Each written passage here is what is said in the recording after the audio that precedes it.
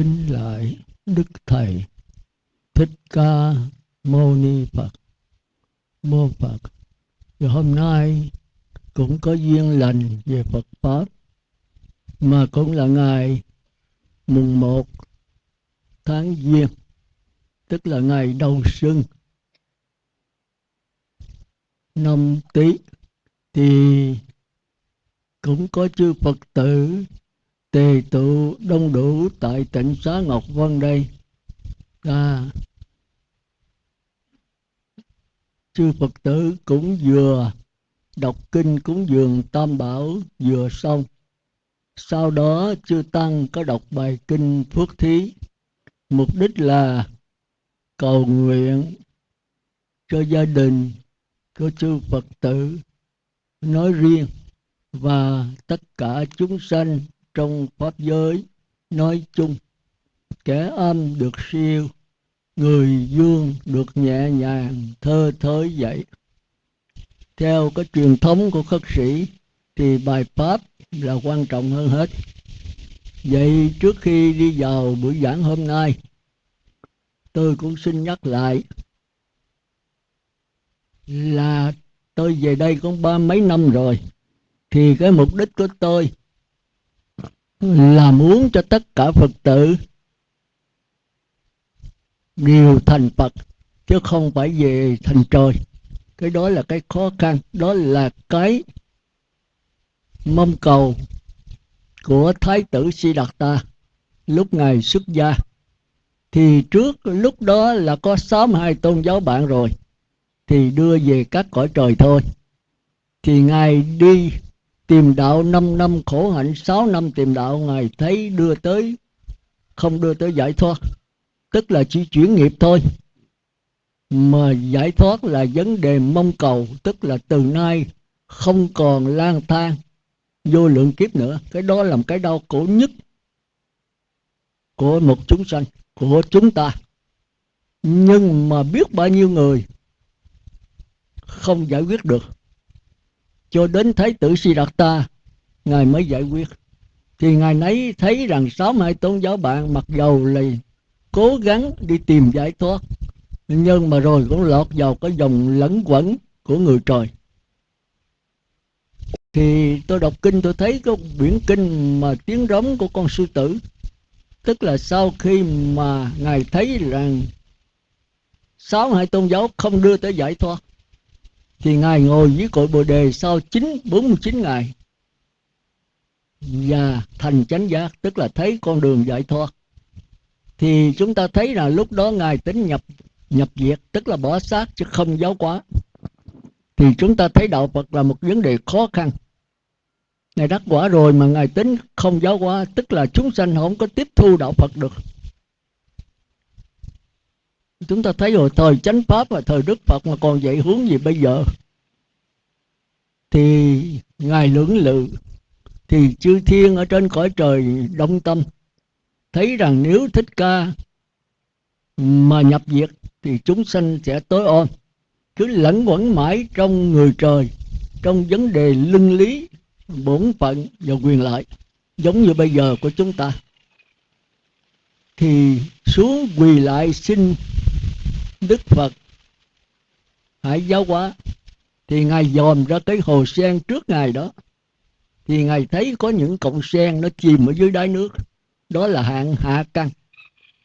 Có những cọng sen lơ lửng trên mặt nước, đó là hạng trung căn. Giờ có những cọng sen vượt khỏi mặt nước rất cao, đó là hàng thượng căn. Ngài thấy trong cõi đời lúc nào cũng có 3 lớp đó.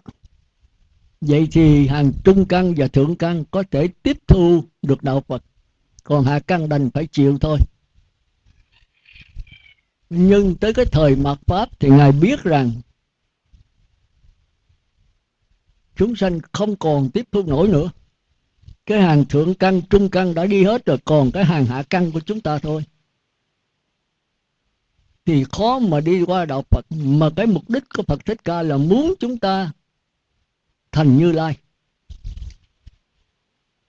Thành ra sau đó Ngài mới phương tiện chỉ cái pháp môn tịnh độ, tức là nhất niệm thay vì sanh về cõi trời. Nhưng mà nếu phát nguyện thì Đức A Di Đà sẽ tiếp dẫn về giáo hội cực lạc của Ngài.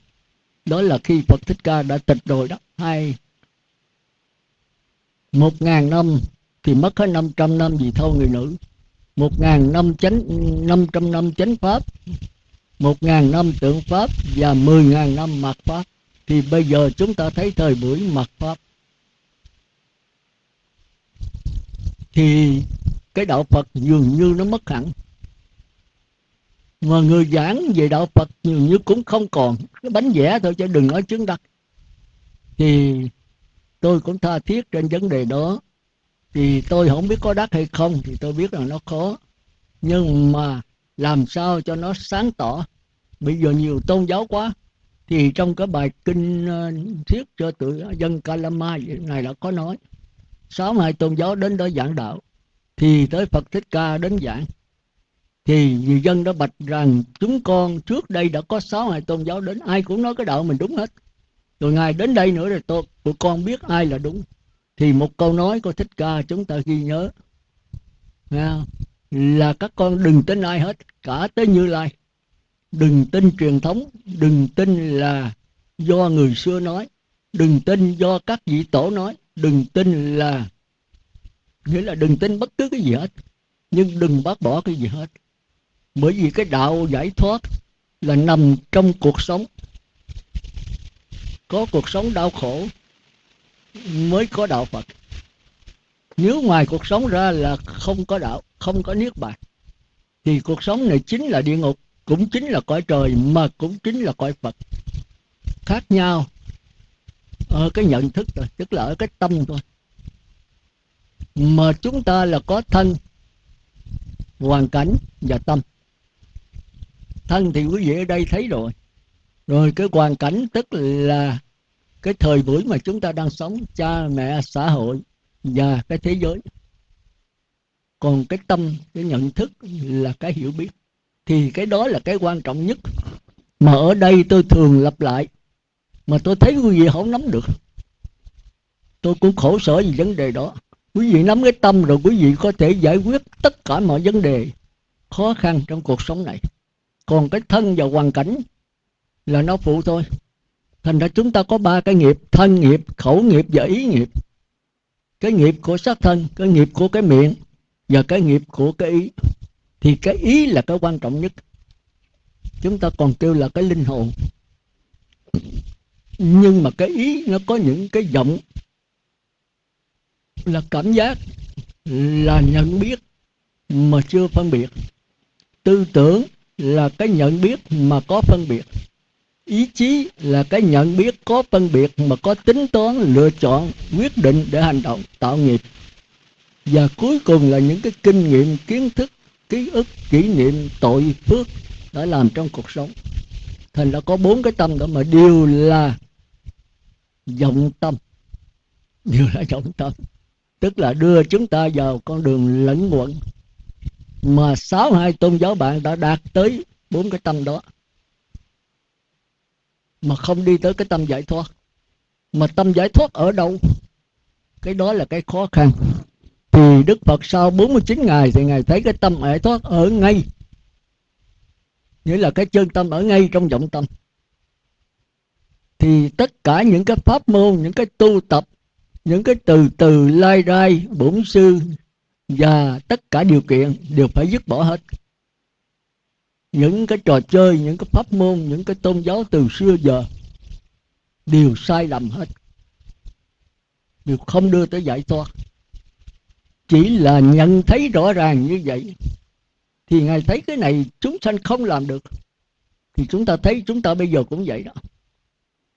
Chúng ta cuộc sống chúng ta có rất nhiều vấn đề, chúng ta hưởng thụ rất nhiều, rồi chúng ta đạt rất nhiều vấn đề, rồi chúng ta bắt đầu cải sửa vấn đề. Đó là một cái đau đớn nhất của từ xưa và đến nay, và chắc mãi mãi về sau. Mãi mãi về sau. Thì chúng ta thấy thế giới qua mấy kỳ rồi. Năm 2000 tận thế, rồi không có. Rồi năm 21 tháng 12 tận thế. rồi cũng không có. Nhưng mà không có thiệt hay không thì chúng ta thấy là vấn đề đó là không thể nói là không có, mà cũng không thể nói là có. Thành ra cái đó Phật tử đa số rất là sợ. Nhưng mà đối với chúng ta thấy rằng nếu mà tận thế hay là tận diệt thì trước sau mình cũng chết. Nếu thế giới này không tận thế mình khỏi chết sao? Thành ra mình phải tìm hiểu. Nhưng mà chết là cái gì? Chết là hết hay là chết mà vẫn còn? Mà cái gì còn? Thành ra chúng ta thấy rất là khó.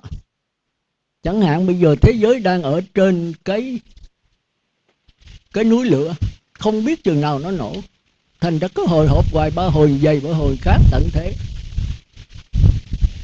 Một Phật tử không ngờ những cái mà khổ sở cuộc đời này là chính do mỗi người của chúng ta. Do mỗi người của chúng ta tạo ra. Rồi chúng ta sợ mới chạy lên, chạy xuống, chạy qua, chạy lại lăng xăng để tìm con đường thoát khổ. Thành ra thế giới, tất cả các nước mới họp lại kêu là Liên Hiệp Quốc để tìm một bài biện pháp, một giải pháp hòa bình cho thế giới. Thì có một vị thiền sư nói rằng nếu mà Liên Hợp Quốc tìm hòa bình thế giới là vô tình đặt cái nền tảng cho chiến tranh, vô tình làm chiến tranh nhiều hơn nữa. Thì câu nói đó mình thấy khó hiểu, nhưng mà nếu qua đạo Phật chúng ta thấy dễ hiểu thôi. Chính chúng ta cũng vậy. Chúng ta sống là chúng ta đặt vấn đề, rồi chúng ta tìm cách giải quyết vấn đề. Mà giải quyết vấn đề thì sanh ra vô số vấn đề nữa. Mà vấn đề là gì? Vấn đề là đau khổ. Vấn đề là đau khổ. Mà đau khổ thì tìm cách giải quyết nó là thăng qua cái đau khổ cao hơn, nhẹ hơn. Thì đó cũng là đau khổ.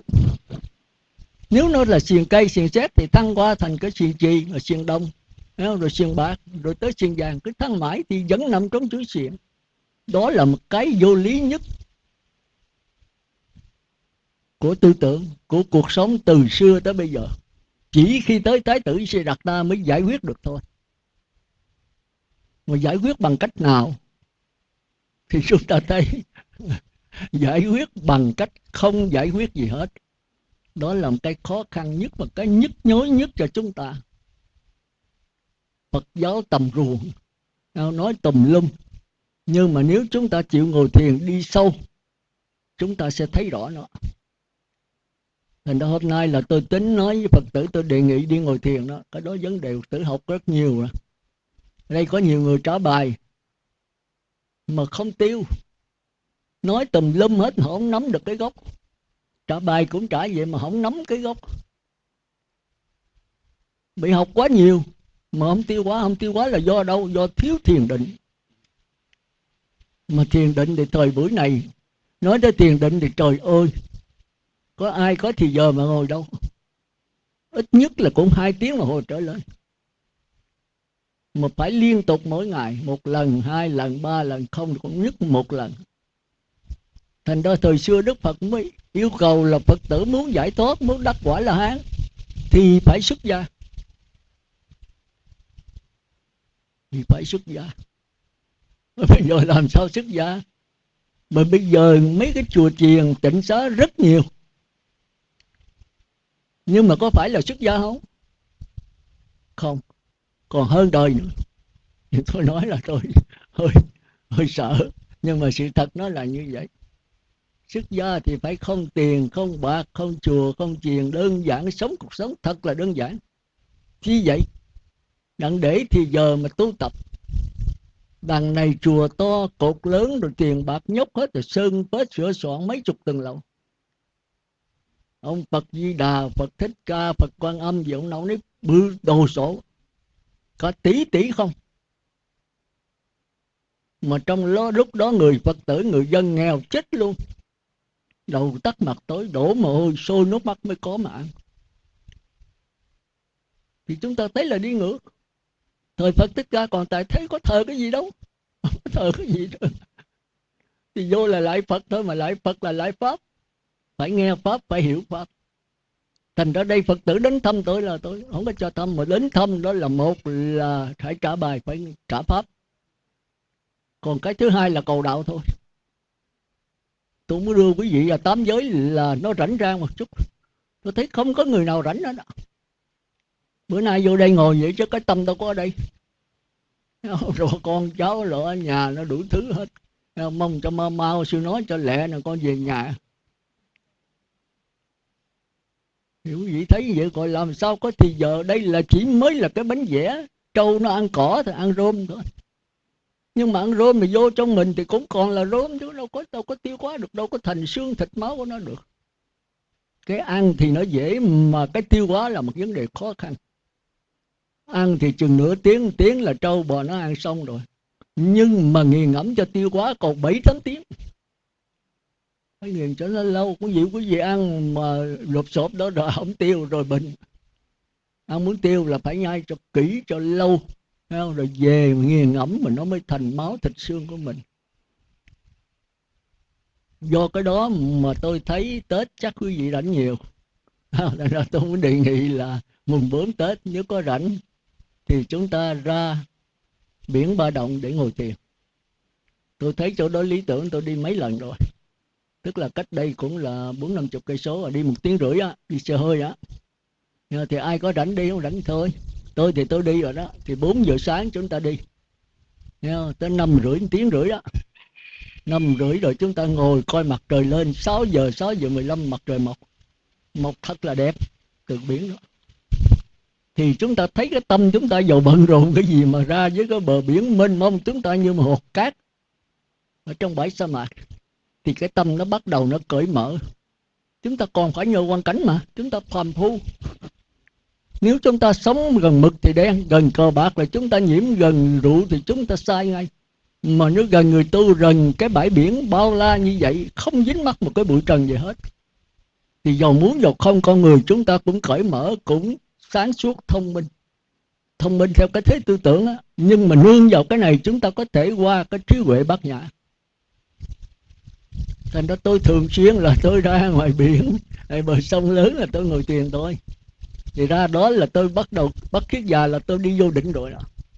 Còn ở Tịnh Xá thì đâu có về. Nửa tiếng, 1 tiếng mà chưa chắc vô định được. Mà Tịnh Xá này là tương đối thanh tịnh nhất đó.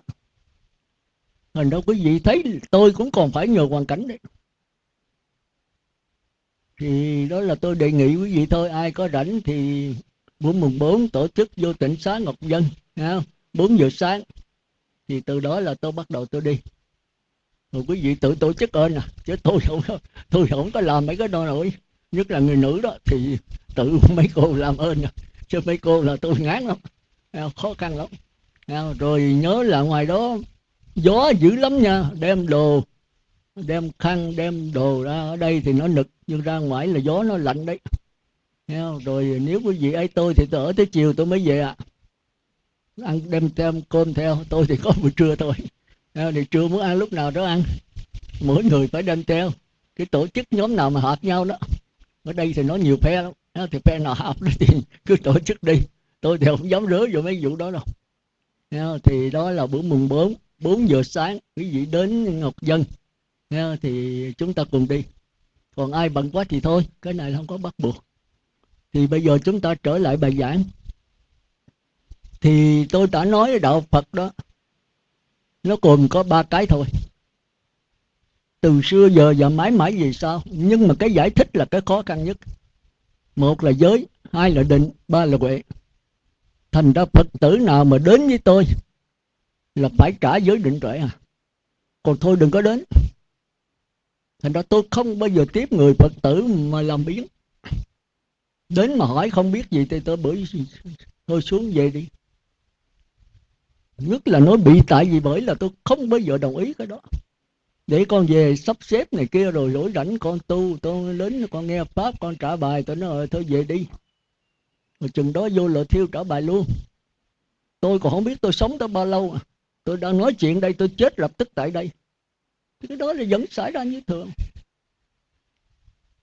Thành ra quý vị đến tôi chuẩn bị ha.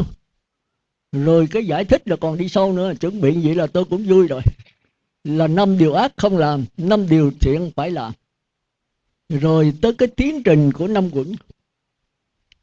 năm điều ác không làm, năm điều thiện phải làm, đó là giới. Rồi cái tiến trình của năm quẩn đó là định và huệ. Ở đây hôm nay tôi giảng về cái đó. Rồi quý vị thuộc lòng. Rồi khi nào muốn đến gặp tôi thì cái đó là tôi hỏi trước. Còn không là tôi đuổi ra. Tôi nói trước. Cái tánh tôi thì nó cũng hơi thô lỗ đó. Tôi thì dễ mà rất khó. Dễ là quý vị chịu tu, còn khó là quý vị không tu. Thì tôi hơi khó ạ. Nhất là những người tu lâu. Tôi thấy là tôi hơi đau lòng đó. Những người mà già lớn tuổi rồi, có con, có cháu rồi, thế mà vẫn còn sửa soạn đó. Tôi thấy là bữa nay tôi phải nói để tôi thấy một số là không bỏ được. Rồi làm sao giảng sanh? Muốn giảng sanh là cái ý chí mình phải thật là mạnh. Con cháu rồi mà còn thoa son, dồi phấn, nhuộm tóc nữa. Tóc bạc nó xấu hơn tóc đen sao? Nó lạ lùng cho nó. Rồi tóc đen nó xấu hơn tóc đỏ sao? Trong lúc ở ngoài người ta đói muốn chết, mình đi nhuộm tóc chơi vậy. Lúc là tuổi đó là tuổi cạo trọc chứ không có để đấy tóc nữa. Hồi đi kiếm tôi, gặp tôi là tôi nói tôi nói thẳng. Tôi là tánh tôi nói cái đầu bà dính cái gì nhỉ? Đầu tóc đen mà dính gì đó tôi chói ở trên đầu tóc. Rồi cái mặt gì đem đi thoa son rồi phấn rồi để nó lủng lỗ hết trơn.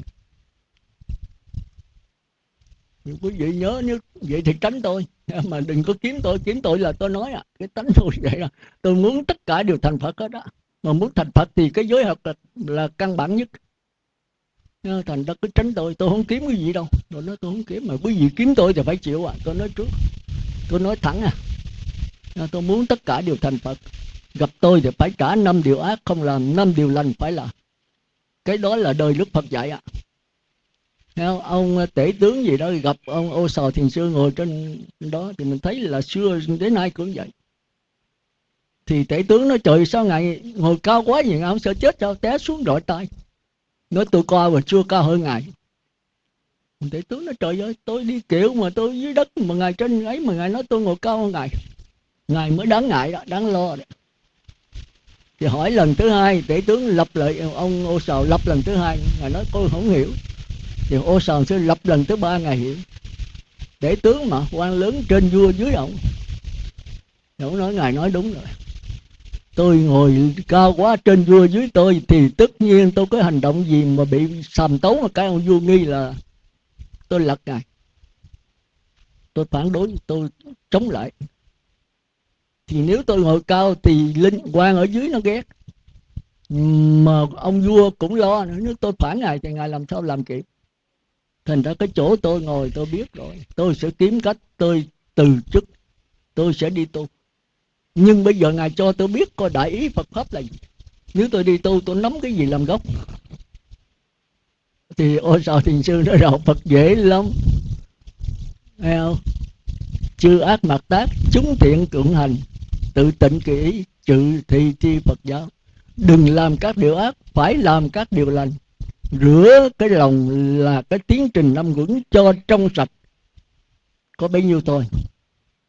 Tôi nói trời ơi, tưởng cái gì cái đó là con nít 3 tuổi nó còn biết nữa mà. Thì Ô Sò Thiền Sư cười. Con nít 3 tuổi nó còn biết nữa, nhưng ông già 80 tuổi cũng chưa làm được. Ngài làm được không? Phật tử ở đây làm được không? Con nít 3 tuổi nó cũng trả được cái đó. Quý vị giữ 5 điều ác được không? Không sát sanh, làm 5 điều lành. Không sát sanh, phải phóng sanh. Không trộm cắp mà phải bố thí. Không tà dâm mà phải tiết dục. 2 con thôi. Không nói dối mà phải nói lời chân thật dịu dàng. Không ghiền các chất sai, nhất là rượu, mà phải quán cuộc đời là vô thường, vô ngã, khổ đau. Được không? Bạch sư nó dễ ợt. Nhưng mà về thỉnh thoảng là con thoa son rồi phấn một chút thôi. Con ăn chay lại hỏi 10 ngày thôi. Có khi còn có 6 ngày nữa.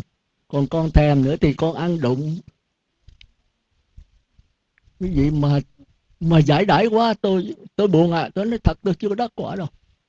Tôi chán nhãn là tôi rút Nhất là những người lớn tuổi, Phật tử lâu năm rồi. mà còn thoa son, còn dồi phấn, rồi này còn kẻ chân mày này kia đủ thứ hết trơn. Cái gì thiên nhiên là cái đó đẹp vô cùng, cái gì nhân tạo là cái giả dối thì có đó sẽ đau khổ. Tắm rửa là sạch sẽ rồi, chúng ta thấy như ở đây mà dùng thuyết pháp rất là thiên nhiên, cái sự thấy rất là khỏe. Có cái nhà giảng bên trong, rồi mấy vị vô trong đó quý vị khóc luôn, nó nực vô cùng. 10 mấy cái quạt máy mà làm sao bằng cái quạt máy này, mát vô cùng. Mà lại rộng rãi, quý vị ngồi bao nhiêu cũng đủ đất rộng rãi như vậy. Vô trong kia nó tù túng muốn chết. Cái kia là cất để khi nào mưa, chứ là tôi không có tiếc ở trong đó, tôi là không có chịu đó. Hồi xưa tôi đi hành đạo như tổ vậy đó, đi toàn là ở ngoài trời không à. Còn bây giờ là sang hơn đó. Hồi xưa thì lấy lá chuối đó che lên trên này, nó loang lỗ. Thì quý vị nên cố gắng, mà như vậy quý vị thấy cái tâm hồn mình nó sảng khoái, nó thoải mái, nó an bình vô cùng. Còn vô trong phòng kia quý vị mở quạt máy, cái mùi quạt máy nó bệnh chết luôn. Rồi cái không khí này nó tốt, không khí quạt máy biết bao nhiêu lần. Bây giờ thế giới đang yêu cầu mọi người đến trở về với thiên nhiên. Mấy cái chỗ mà ăn uống bây giờ ta cũng cất bằng nhà tranh, vách đất, mái lá, chứ không có mái ngói, không có mái thiết nữa. Mái thiết là cái thứ ngu, nó nóng chết mồ luôn. Mái tranh mà vách đất một gian sơ sài, thì chúng ta nên nhớ chỗ đó.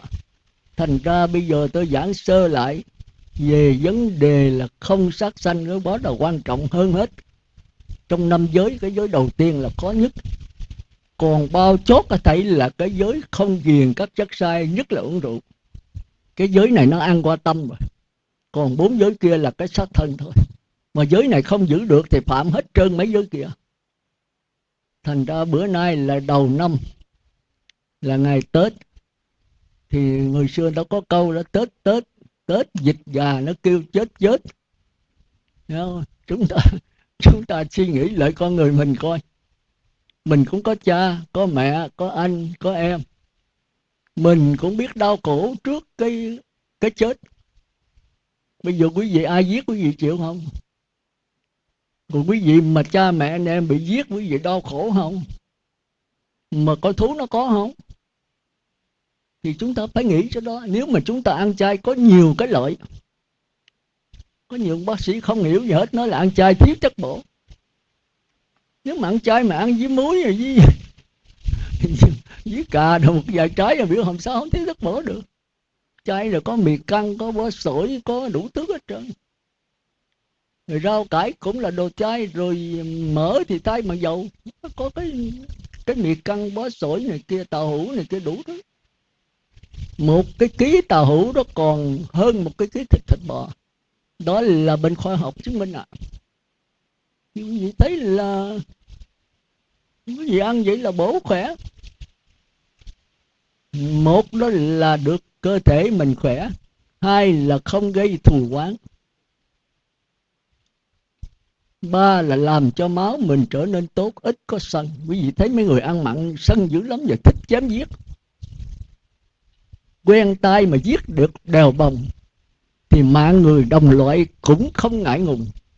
Càng tập nhiễm ăn dùng huyết nhục, tánh tình người lắm lúc đổi thay, thấm vào cơ thể lâu ngày mà hòa chung chất máu các loài thú muôn. Đời hăng hái sai cuồng chém giết, bởi nung bầu nhiệt huyết bùng sôi. Hồn quang và chết thảm không nguôi, thù xưa dương vấn dục xuôi giặc loạn. Thì quý vị thấy là chiến tranh là cũng do cái giết. Người xưa nói ví vọng chúng sanh không nghiệp sát, thì 10 phương nào có động đao binh. Nhà nhà chốn chốn đều tu thiện, thì thiên hạ lo gì chẳng thái bình. Mà bây giờ tôi thấy giết nhiều quá. Nội cái Trà Vinh này quán ăn quán uống, vậy coi là quán giết biết là bao nhiêu, nhất ngày Tết này. Nhưng mà Trà Vinh bây giờ đỡ rồi. Tôi về là 30 mấy năm thì tôi nói về vấn đề ăn chay. Bây giờ tiệm ăn chay rất là nhiều, có thể nói 30-40 tiệm. Chứ hồi xưa tôi về đây có 3-4 tiệm, không ai ăn rồi làm sao bán. Nhưng mà nhờ tôi cổ võ hoài, tôi năn nỉ hoài, rồi Phật tử ăn thể có người ăn thì có người bán.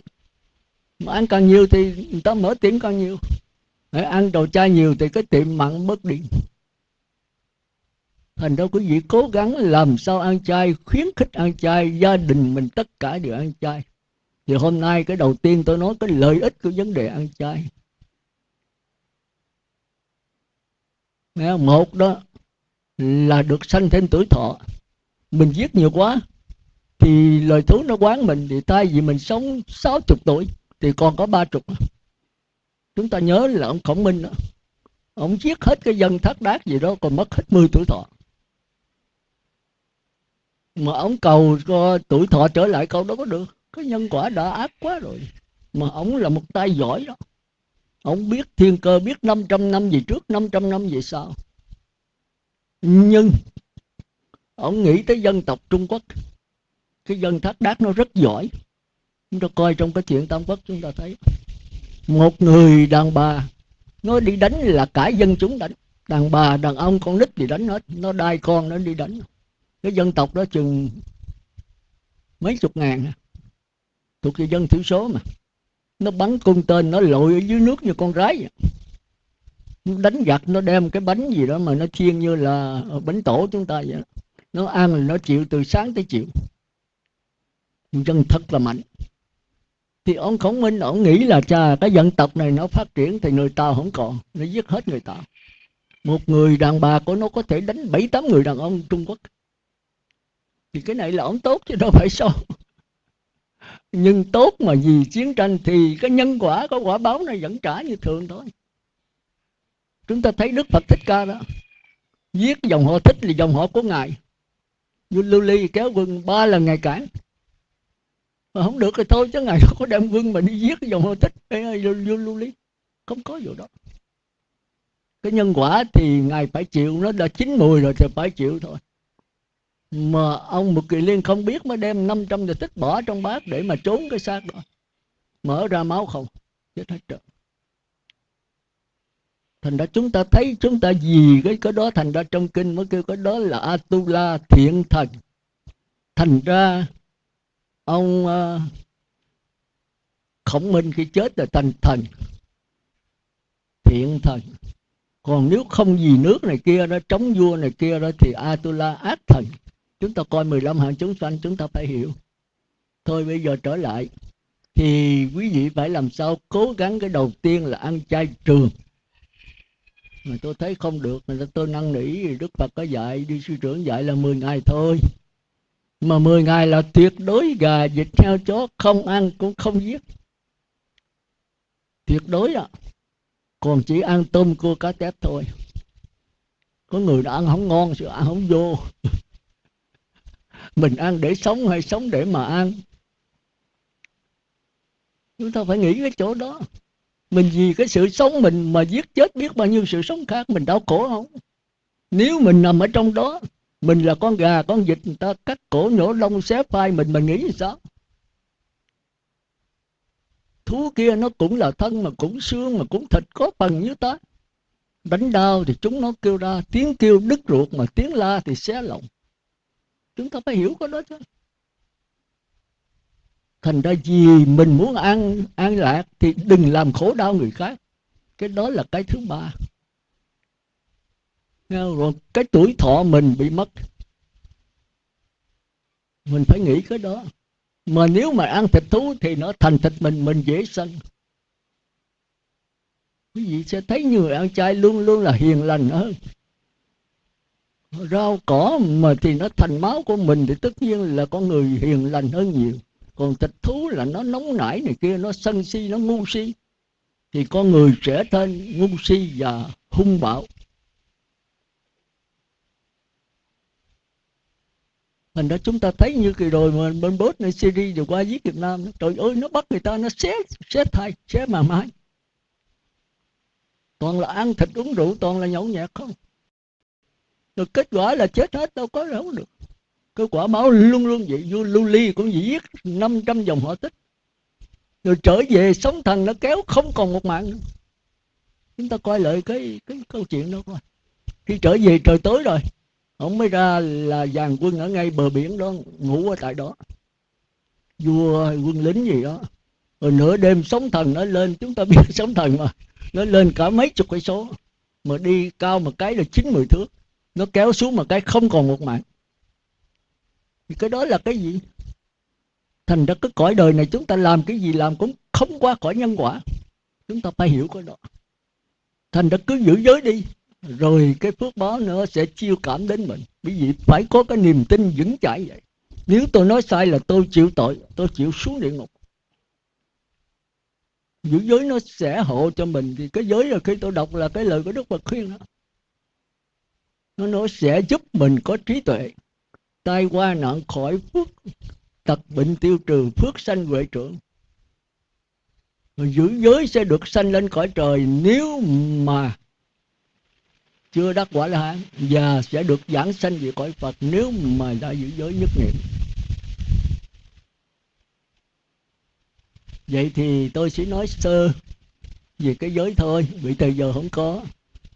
Thì quý vị cố gắng làm sao mình giữ giới, và khuyên gia đình mình giữ giới. Mà cái giới đầu tiên khó khăn nhất là cái giới sát sanh. Quý vị nhớ chỗ đó. Còn hết giờ. Còn cái thứ hai là giới thứ 5, tức là vô thường, vô ngã, khổ đau. Cái này tôi cũng nhắc thôi. Thì cái này quý vị qua cái tiến trình của 5 quyển Nguyên sẽ thấy nằm trong đó, mà xưa giờ tôi không để ý, và tôi giảng nó khó hiểu. Thì chúng ta có 6 căn: mắt, tai, mũi, lưỡi, thân, ốc. Quý vị nhìn là trong người mình nha. Tôi giảng pháp là không bao giờ tôi giảng ngoài con người quý vị đâu. Không ngoài cái sắc thân không đầy 2 thước nằm trong đó. Thì mắt, tai, mũi, lưỡi, thân và cái đầu óc này thì nó phải tiếp xúc với con mắt, là tiếp xúc với sắc trần. Cái tai thì tiếp xúc với thinh trần. Cái lỗ mũi thì tiếp xúc với hương trần. Cái miệng đó, cái lưỡi thì tiếp xúc với vị trần. Còn cái thân này tiếp xúc với xúc trần. Thì chẳng hạn như bây giờ cái đồng hồ đây, thì nếu con mắt chúng ta nhìn thì cái đồng hồ này là sắc trần, thì con mắt là căn, tức là sinh lý, và cái này là vật lý. Thì khi tôi để cái đồng hồ này thì đồng hồ nó nằm ở trên tròng đen của tôi, giống như cái kiến mà chúng ta soi mặt vậy. Để như vậy thì nó nằm ở trên cái tròng đen. Thì cái ngạ quỷ đó, tức là cái cảm giác, nó mới mượn cái con mắt này, nó thấy được cái đồng hồ ở trên tròng đen, chứ không phải ngoài nhau. Sau này tôi còn dẫn đợi kỳ nữa đó. Thì cái cảm giác mới mượn cái tròng đen. Tròng đen là sinh lý, có sự sống mà chưa có cái biết. Còn cái đồng hồ này chưa có sự sống mà chưa có cái biết luôn, kêu là vật lý. Cái này kêu là sinh lý. Thì cái này sẽ nằm ở trên tròng đen. Thì cái cảm giác mới mượn cái con mắt tròng đen này để có cảm giác dễ chịu, khó chịu, không dễ, không khó, một cách lờ mờ. Thì cảm giác này tức là ngạ quỷ. Rồi tới cái đồng hồ này, bây giờ tôi gõ bật bột này, thì cái gõ này, cái âm thanh này là thuộc về lỗ tai chứ không thuộc con mắt nữa. Chúng ta nên nhớ, một vật nào cũng có đủ sắc thinh, hương vị, xúc pháp trong đó hết, tùy theo cái căn. Thành ra nếu mà tôi gõ cái đồng hồ này cọc cọc hay nó reo, thì cái đó cái lỗ tai tiếp xúc với âm thanh, chứ con mắt không tiếp xúc với âm thanh được. Rồi thì cái tiếng này bắt đầu nó nằm trên cái màng nhĩ của tôi. Thành ra cái âm thanh với cái màng nhĩ là hai. Còn cái âm thanh mà nằm trên màng nhĩ là khác nữa. Cũng như cái đồng hồ là khác, mà đồng hồ trên tròng đen của tôi nói khác thì không đúng, mà nói một thứ thì sai. Chẳng hạn như quý vị có cái kiến, bây giờ tôi lấy cái ly nước cà phê, cái ly sữa, tôi để trước cái kiến, thì trong cái kiến có cái ly sữa. Rồi tôi hỏi quý vị, cái ly sữa trong kiến là cái ly sữa ngoài này giờ là một cái ly hay là hai? Một hay hai? Cái gì chắc nói một, phải không? Cái ly sữa ngoài này, cái kiến cũng ly sữa này mà lớn thì cái này cũng lớn, sữa này vuông thì cái này cũng vuông. Quý vị nói một. Thì bây giờ quý vị lấy cái ly sữa trong kiến quý vị uống đi, rồi tôi uống cái ly sữa ngoài, chịu không? Vì nó là một. Cái ly sữa mà ở trong kiến với gương với cái ly sữa ngoài là một thứ hết thôi. Nếu cái này vuông, cái ly này vuông thì trong này vuông, cái ly này nhỏ thì trong này nhỏ, cái ly này lớn thì trong này lớn. Cái ly này là sữa thì trong này cũng là sữa, ly này cà phê thì trong này cũng là cà phê, một thứ hết thôi. Đồng ý. Thì quý vị lấy cái ly trong kiến quý vị uống, rồi tôi uống cái ly ngoài, chịu không? Thành ra mình phải tập ngồi suy nghĩ. Mà cái suy nghĩ này chỉ có đi bờ biển, đi chỗ vắng 1-2 tiếng đồng hồ rồi mình thấy, mình mới thấy. Rồi tôi nói sơ quý vị về ngồi không, rồi suy nghĩ, rồi đông 4 ra ngoài biển ốc ra, rồi sư giảng vậy đó mình coi đúng hay không. Rồi tới cái âm thanh, cái đồng hồ này tôi gõ cọc cọc, thì bây giờ con mắt không có thấy, phải cái lỗ tai nghe cái âm thanh đó, hay là cái đồng hồ nó reo như nãy. Thì cái này con mắt chịu thôi, phải lỗ tai. Thì cái đồng hồ nó reo là khác.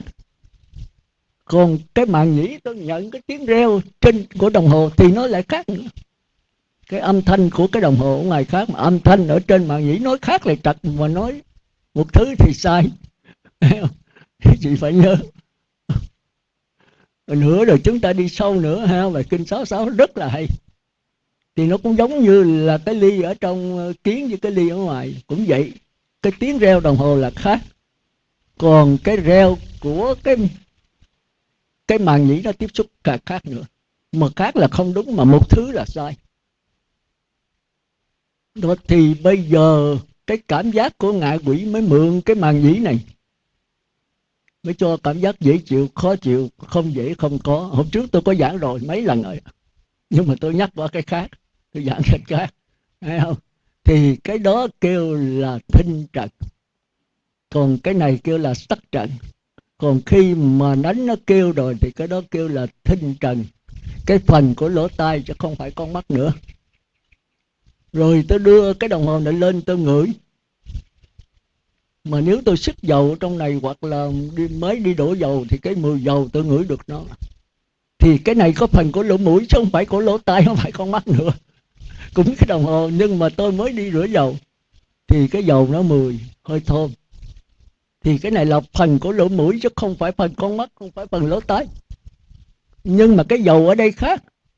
Còn cái dầu mà lên cái lông mũi của tôi, cái màng mũi của tôi, mà quý vị rạch cái mũi lên, quý vị sẽ thấy nó có những cái gai. Cái chỗ đó là cái chỗ này nhận lấy cái mùi đấy. Thì cái mùi mà khi dính cái gai đó với cái mùi ở ngoài này thì không phải một, không phải khác. Ngồi thiền suy nghĩ nha. Kỳ tới trả bài tôi bắt trả đó, tôi hỏi thì nó là hai mà không phải hai, một thì không phải một. Thành ra có người nói ông Sư Can ông hay chơi chữ lắm. Ông giảng không phải một mà không phải hai. Thì quý vị thấy nói sao bây giờ?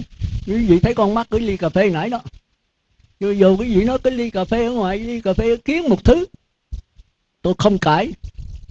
Thì quý vị lấy cái ly cà phê trong kiến quý vị uống, thì tôi uống cái ly ở ngoài, quý vị không? Nếu quý vị nói là một. Còn nếu là hai, bây giờ tôi đập tôi uống hết cái ly này rồi cái ly trong kiến còn không? Cũng không còn. Tôi đâu có chơi chữ gì đâu, là một sự thật thôi. Rồi hãy hiểu được cái đó, rồi hiểu được con mắt, rồi hiểu được cái lỗ tai âm thanh của cái đồng hồ reo, rồi hiểu được cái mùi của cái đồng hồ. Thì cái này nó thuộc về cái lỗ mũi. Rồi bây giờ tôi mới đưa cái lưỡi tôi liếm coi cái này nó cái gì. Thì nó lạc nhất nè. Thì bây giờ cái phần, cái mùi của cái đồng hồ này thì thuộc về cái lưỡi chứ không thuộc về mắt, tai, mũi nữa. Quý vị phải nhớ. Mà cái đồng hồ này có chất dầu, tôi liếm được cái dầu nữa thì cái dầu đây nó khác. Còn cái dầu nằm ở trên lưỡi tôi là cũng không phải khác, mà cũng không một thứ nữa. Về ngồi thiền nghe không? Tôi giảng này đó rồi về suy nghĩ, kỳ tới trả bài đó tôi là khó tôi muốn là quý vị làm sao cố gắng nghe vậy, rồi quý vị về chả hiểu cái gì đâu. Nhưng quý vị ra biển ở chỗ nào thanh vắng, vô chùa với sư Đức Phật nói đó, rồi các con học giáo pháp rồi các con hãy kiếm chỗ thanh vắng, căn nhà trống, thấy không? ngoài đồng, tha ma, nghĩa địa, ngoài biển, thấy không? Rồi hoặc là cái chỗ nào trống trải, nghĩa địa ngoài, mấy chỗ đó sướng lắm ạ. Mấy ngàn mã, mấy cô chắc không dám lợi đâu. Rồi ban ngày còn đỡ đỡ chút, một ngày ban đêm chắc không dám. Tôi đỡ ban đêm luôn, ngủ luôn. Nghĩa địa mấy ngàn cái, nó đờn rợn cái lưng hoài không có ngủ được, thì phải thức dậy ngồi thôi. Nhưng mà chừng 3-4 lần cái nó quen thôi. Vô đó là tham thiền, cái gì cũng ra hết. Bằng đêm mà không ai dám đi nghĩa địa đâu, chỉ có mấy ông khất sĩ thôi. Chỉ có mấy ông thầy tu thôi, không có sợ cái gì trơn á. Nếu ma nó lợi thì mình nói chuyện với nó chứ có gì đâu. Nói với quý vị cũng giống hệt à, nhưng có điều là nó không có sắc thân, nó có cái bóng thức. Thì nếu mình tu thanh tịnh, mình thấy cái bóng thức của nó. Mình cũng có bóng thức vậy. Mỗi vị là có cái hào quang, tức là bóng thức xung quanh nó. Bữa nào quý vị sân quý vị mà ngồi thanh tịnh gì thấy là khi mình có hào quang đen là mình có những tư tưởng ác, những tư tưởng đê tiện, thì xung quanh mình sẽ tỏ ra cái hào quang đen. Người nào mà tu sâu nhị thiền tam thiền ta sẽ nhìn thấy. Còn khi mà nổi sân là xung quanh mình cái hào quang đỏ. Rồi khi mình thanh tịnh đó, thì cái hào quang trắng, thì quý vị là chư thiên đó. Tức là mấy bà mấy cô trời. Nó đừng có làm trời hoài, thì mấy bà là trời đấy. Còn nếu cái màu xanh đó là chư thiên, chư tiên. Tại sao tiên màu xanh? Tiên luôn luôn hy vọng sống lâu. Các ngài luyện cho tới hàng tỷ tuổi. Cái màu xanh là cái màu hy vọng. Chúng ta thấy cái cây mà cái lá còn xanh thì cây này còn sống. Một cái màu vàng mà rực rỡ là cái màu đã về chiều, không còn ham muốn. Thì chúng ta thấy là cái hào quang nó rất hay. Nó tượng trưng cho tất cả những cái tâm nguyện của chúng ta. Nếu chúng ta ngồi nhập định mà chừng 7 ngày, chúng ta sẽ nhìn thấy mọi sự vật có hào quang hết.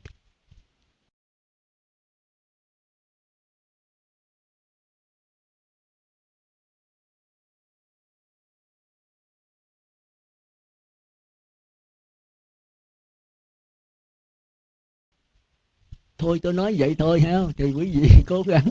Thành ra quý vị thấy mà khi mình thấy một vật gì thì trong đó đều phải qua mắt, tai, mũi, lưỡi, thân.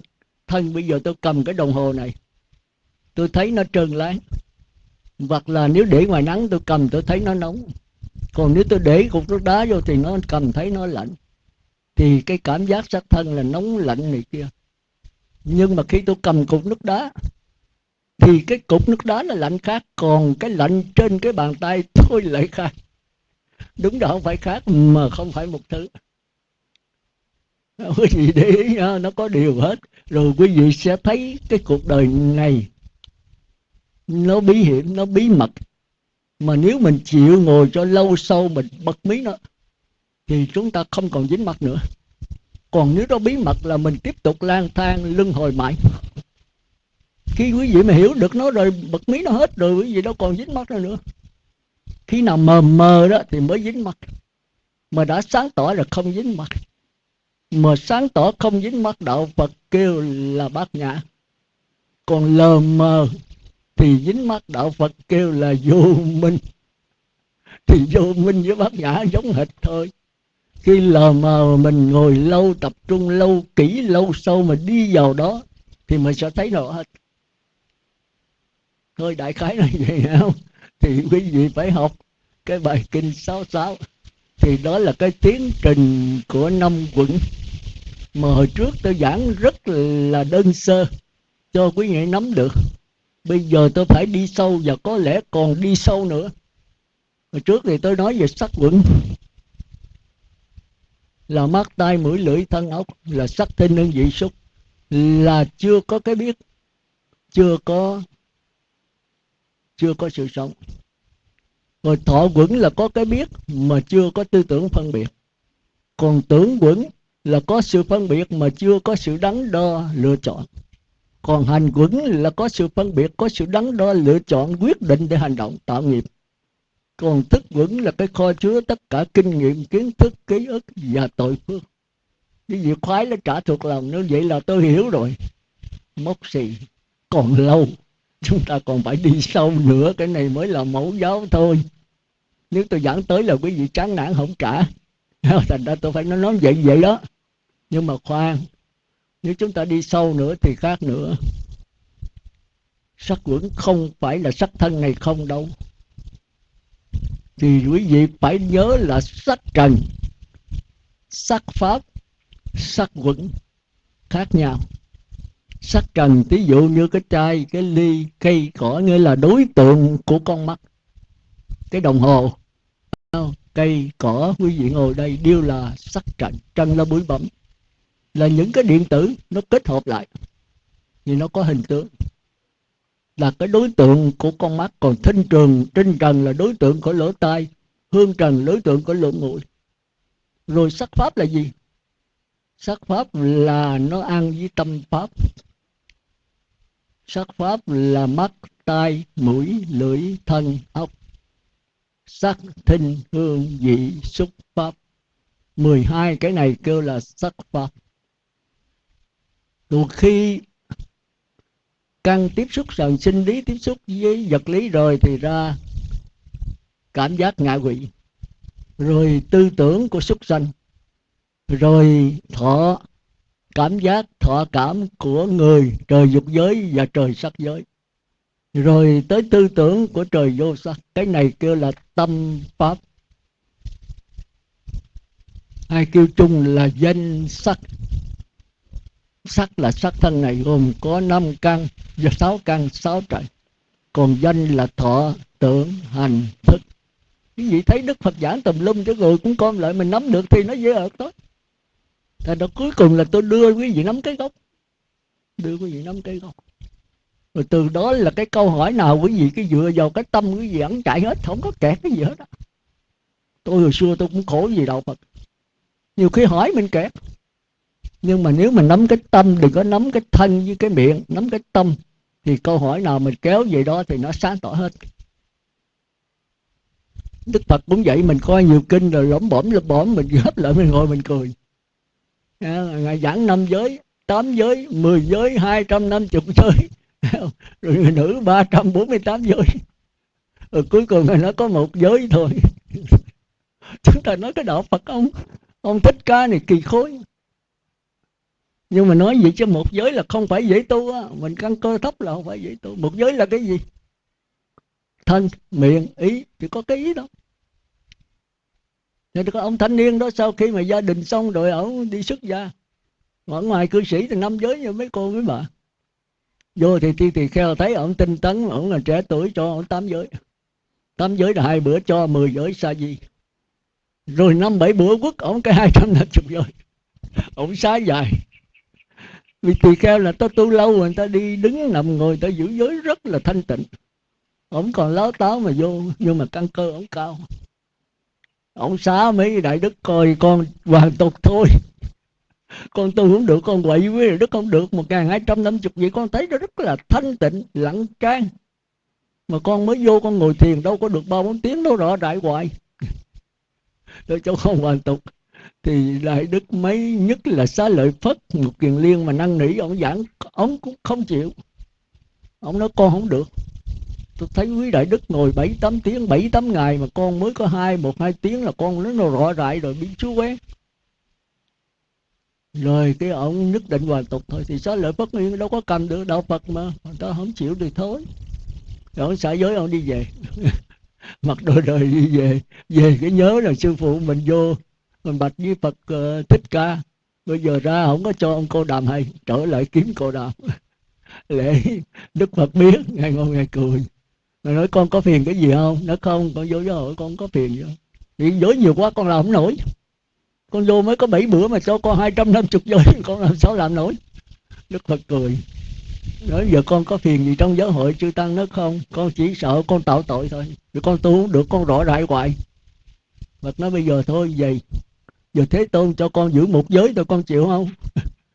Ông nói trời, có vụ đó sao? Như vậy thì con ở lại. Bây giờ giữ một giới là giữ làm sao?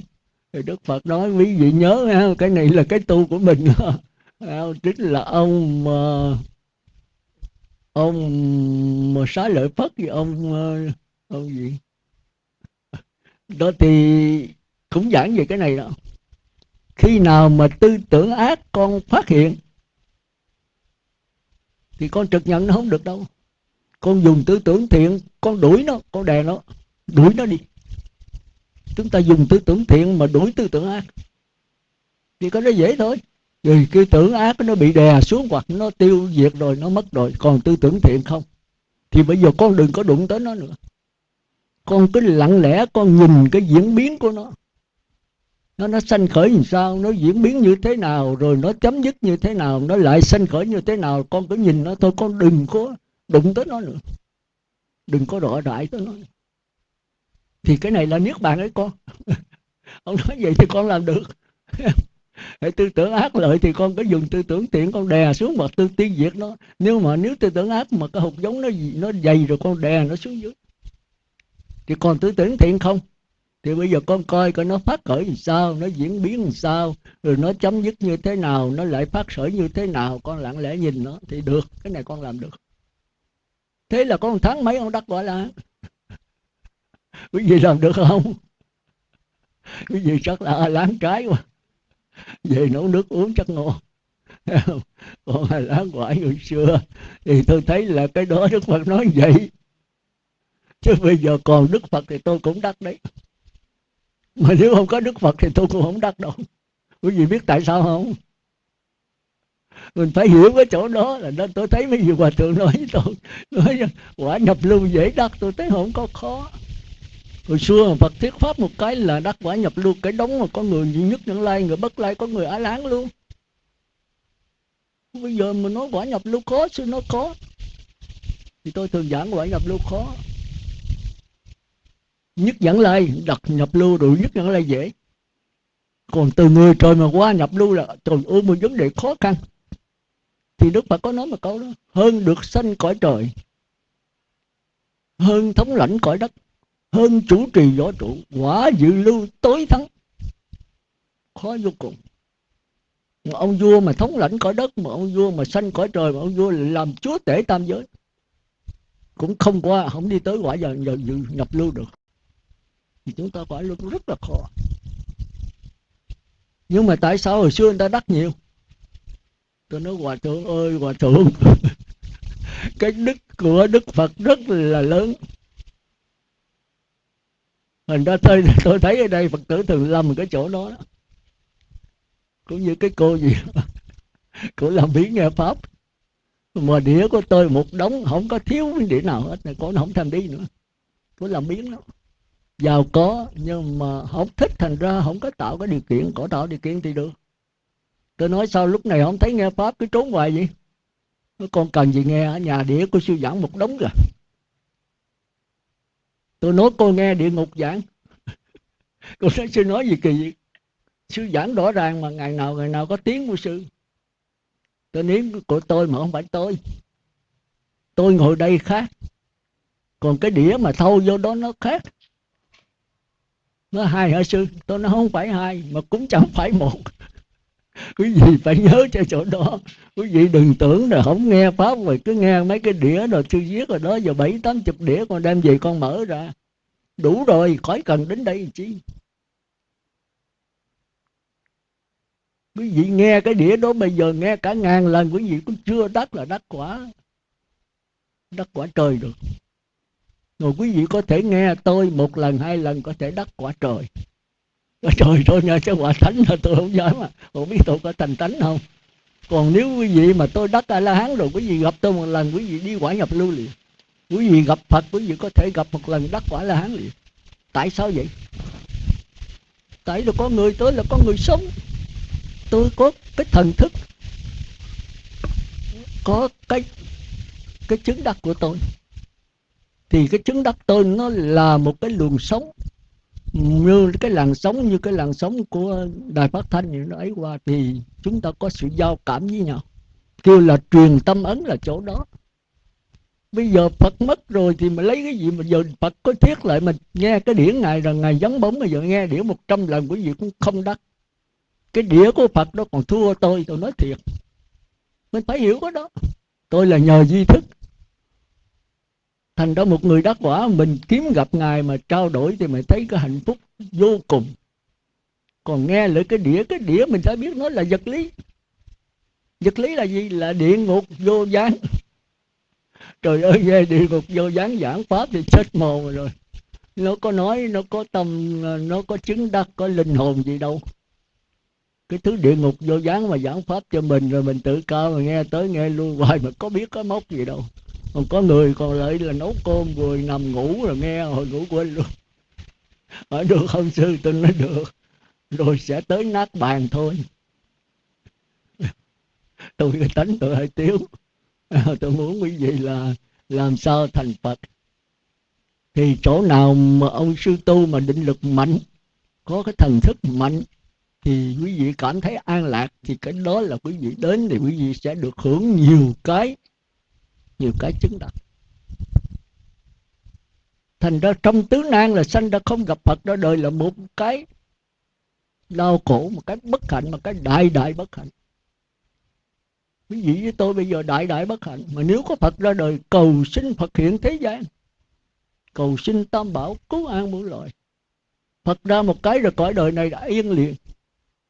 Chúng ta thấy ở trong kinh đó mà nếu mà Đức Phật ở trên nước đó mà 10 năm hạn hán mà có Phật, một vị mà chiêm tinh đại tài mà nó bạch Đức Phật, Phật nói ông coi lại coi. Thì coi lại còn có 5 năm. Ông là một nhà chiêm tinh đại tài. Nó nói sao lạ quá thế, tôi coi bây giờ trước coi bây giờ sai. Mà sao không muốn tôi con 10 năm, bây giờ Đức Phật nói con coi lại có 5 năm. Đức Phật nói ông coi lại coi. Coi lại còn có 6 tháng. Thì chúng ta thấy rồi cuối cùng ông lại Đức Thế Tôn giảng cho con chưa hề thấy cái vụ này. Đức Phật nói cái từ lực của ta thì Ngài có thể cải sửa. Cuộc đời này là cuộc đời của nghiệp, cuộc đời của huyễn hóa, cuộc đời của hiện tượng, cuộc đời của cải sửa, cuộc đời của chuyển nghiệp. Quý vị thấy bây giờ cái tay tôi được không, mà nếu tôi định lực mạnh tôi có thể niệm chú nó thành có ổn định trên tay tôi. Tôi lấy cục đá tôi để trên tay tôi niệm chú mà cục đá thành vàng. Bây giờ thế giới cũng còn làm được, lại Hy Mã Lạp Sơn chúng ta thấy làm cái đó. Nhưng nên nhớ không phải đạo Phật, chúng ta nên nhớ đạo trời. Chúng ta phải hiểu cái chỗ đó. Từ xưa là Sám Hợi Tôn giáo chơi cái trò chơi đó. Quý vị bây giờ cũng vậy đó. Để mà thấy có hào quang là đắc quả. Tôi ngồi đây mà tôi có hào quang, tôi siết pháp rồi hào quang nó xẹt ra, ôi chưa khăn đắc quả nữa. Quả trái lạ hán thì có. Bây giờ tôi ngồi đây rồi tôi chuyển cái dòng lưng xa, tôi bay lên trời đó rồi không đắc quả rồi. Quả gì? Quả nát bàn. Quả. Thành ra trong 6 thần thông đó đắc 5 thần thông mà thiếu lậu tận là không phải là đạo Phật. Mà không có 5 thần thông, chỉ có 1 thôi, lậu tận thì đó là A-la-hán. Mà lậu tận là cái gì ha? Cái tánh tôi là tôi giảng đâu tới đó ra hết giờ rồi đó, mà thôi thấy cần cho quý vị biết một chút. Lậu tận là lậu là rỉ ra, tận là không còn một chút gì lý ra hết trơn, không còn cái gì hết. Tức là không còn tham sân si nữa. Người ta chửi, người ta đánh, người ta mắng, người ta giết mình chết, thì trước cái sắc đẹp, trước tiền bạc không bao giờ gần sắc không đắm, rừng tiền không tham, thì đó là tham sân si đều chấm dứt, gọi là lậu tận. Chỉ được một cái đó thôi.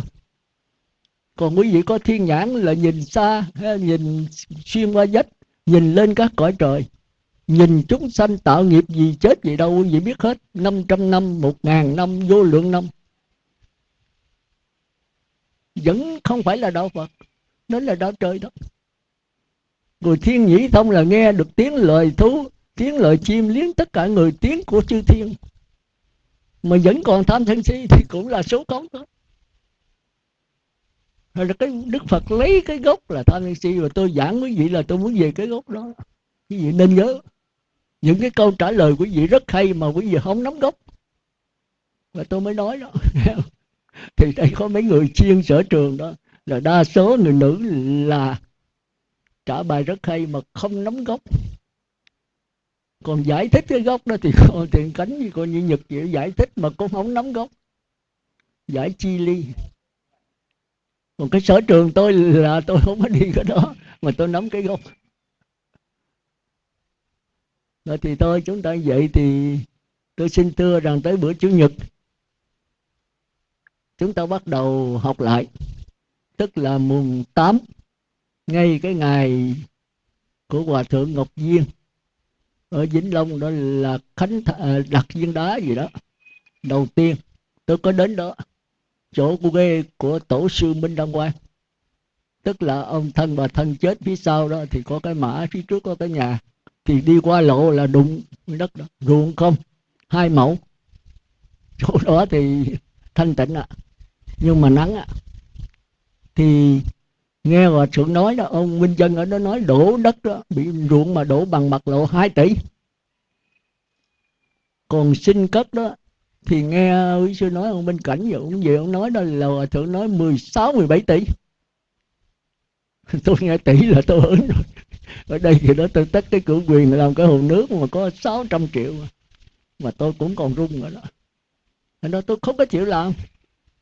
Tôi đâu có cái cốc rồi được rồi, có vị làm quý vị nghe pháp vậy thôi chứ thôi. Nếu mà đừng có mưa là tôi không cất cái nhà giảng nữa. Như vậy là khoai sướng quá rồi. Mà đó tôi không giống ai á, quý sư không ưa. Còn cái nhà mà bếp đó là tôi tính dẹp mấy lần rồi, dỡ bỏ luôn. Thì ở trong của Minh Đăng Quang đó là chùa không lửa khói. Phật tử nghe nói vậy giọt lên Vĩnh Long mát tôi.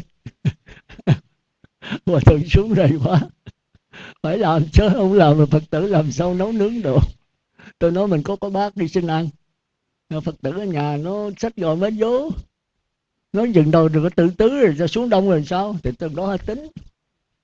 Thì nó Phật tử nó cả 50-70 người, mỗi người cái gà mến vố cũng có đẹp chứ có gì đâu.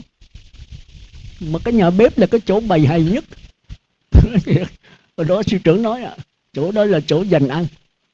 Thì đây tôi thấy cũng vậy tôi ít bao giờ dám bước vào nhà bếp đâu. Khi cái gì đi vắng hết rồi tôi mới vô coi thôi. Rồi tôi tính không cất.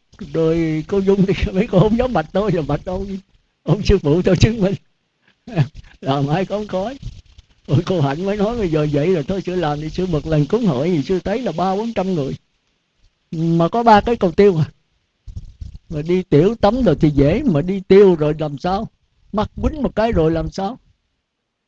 Cô nói rồi tôi thấy phải, tử dạy rồi mình phải nghe chứ giờ biết sao giờ.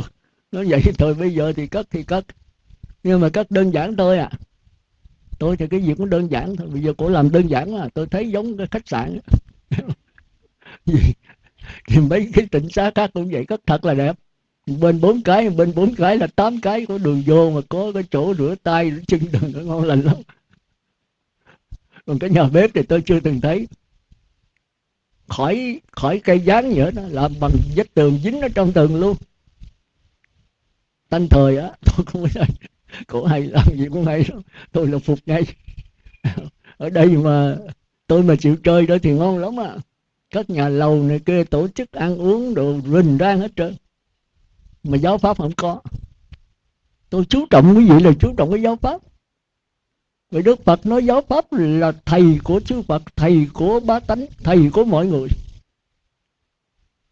Quý vị nhận được một câu pháp lý rồi thì quý vị chấm dứt lồ sanh tử lang thang vô lượng kiếp. Còn quý vị ăn uống mà Đức Phật nói tài thí, pháp thí, vô quý thí. Tôi hồi xưa không hiểu cái vô quý thí đâu. Tài thí là biết rồi, có thí tiền bạc.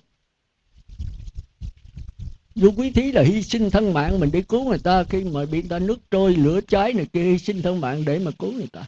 Mà so với pháp thí không bằng 1/tỷ. Tôi nhức đầu, tôi nói sao vậy mình hy sinh cái thân mạng sống này để cứu người ta mà lại so với cái pháp thí không bằng 1/tỷ. Sau này tôi mới hiểu cái pháp thí là pháp thí của Phật á.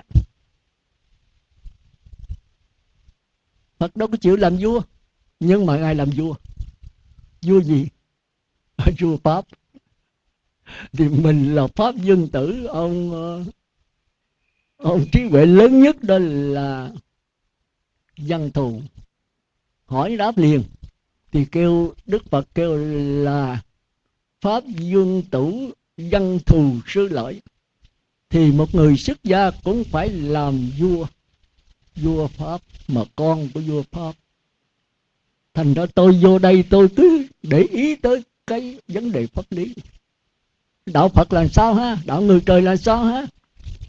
Tại sao có 62 tôn giáo rồi Đức Phật nó chưa có giải thoát, mà chỉ có ngồi thiền con tiếng rống sư tử, từ đây mới có đạo Phật, có tứ sa môn quả. Như vậy thì nó khác với 62 tôn giáo chỗ nào? Trời ơi, trăn trở 40 mấy năm. Tôi biết Bát Nhã lâu rồi, nhưng mà cách tu tập như thế nào? Nếu mà muốn tu tập tìm hiểu làm sao tu Bát Nhã thì lọt qua tư tưởng nó không thể làm sao được. Mà không làm sao mà làm sao tu? Mà làm sao thì lọt về cái lẫn quẩn nữa. Rồi cái này là một cái nhức nhối vô cùng. Tới chừng tôi coi Thủ Lăng Nghiêm bị tôi nghe ông Hư Dân Thiền Sư là với Quảng Khâm với cái gì mới chết đây đó, thì nói người tu mà không coi Thủ Lăng Nghiêm nữa là uổng cái đời tu. Tôi nói cha, vậy thì Thủ Lăng Nghiêm chắc quan trọng mình coi thử coi. Thì coi thấy nó hay, nhưng mà đâu có hiểu. Trời ơi, nói là một rừng danh từ mà duy thức không. Tôi nói vậy là phải kiếm duy thức coi nữa. Thì bỏ ra coi Thủ Lăng Nghiêm, coi duy thức 10 năm trời. Tôi mới bắt đầu hơi hiểu. Tôi học duy thức rồi tôi mới xôm vô trong đó coi.